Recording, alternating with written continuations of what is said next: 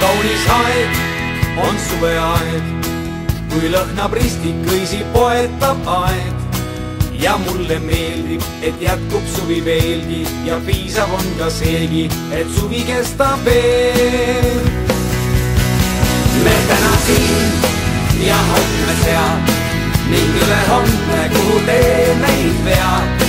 Las tolmad teedel ei keegi sellest hooli ning maha jääda soovi, sest suvi ootab ees. Päiksekiir veel viimne silmapiiril, suvetiir ja kajakate lend.